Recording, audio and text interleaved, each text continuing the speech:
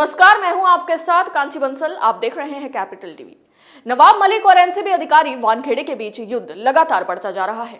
वहीं जब आर्यन केस और नवाब मलिक के दामाद के केस में वानखेड़े को हटाया गया तो नवाब मलिक ने उस पर भी तंज कस दिया है और वानखेड़े पर आर्यन को किडनैप कराने के आरोप लगा दिए हैं। लेकिन वानखेड़े इस बार जवाब देने से भी पीछे नहीं हटे और ऐसी बात कही कि नवाब मलिक की बोलती बंद हो गई। जी हाँ, ये रिपोर्ट देखिए। ड्रग्स केस में लगातार बदल रहे एंगल से मुंबई की सियासत गर्माती जा रही है। अब एनसीबी अधिकारी वानखेड़े को आर्यन और नवाब मलिक के दामाद के केस से हटाया गया तो उद्धव सरकार में खुशी का माहौल बन गया। ऐसे में नवाब मलिक वानखेड़े पर तुरंत तंज कसने के लिए मैदान में उतर आए और जमकर वार किया।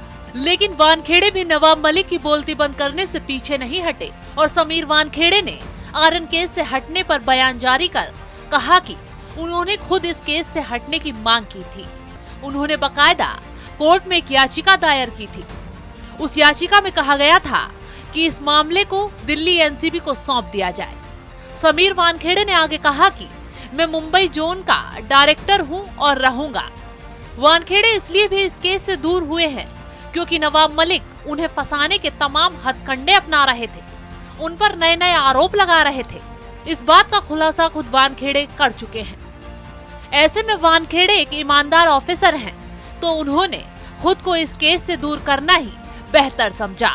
लेकिन नवाब मलिक इस मुद्दे को भी भुनाने में लग गए। नवाब मलिक ने अब वानखेड़े पर ऐसे आरोप लगाए कि सभी हैरान रह गए।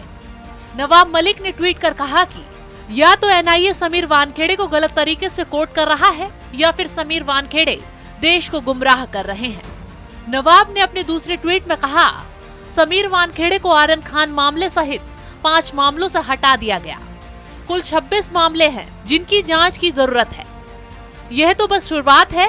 इस व्यवस्था को साफ करने के लिए और भी कुछ करने की जरूरत है और हम इसे करेंगे। इसके साथ ही उन्होंने नया आरोप भी वानखेड़े के सर पर मंड दिया है।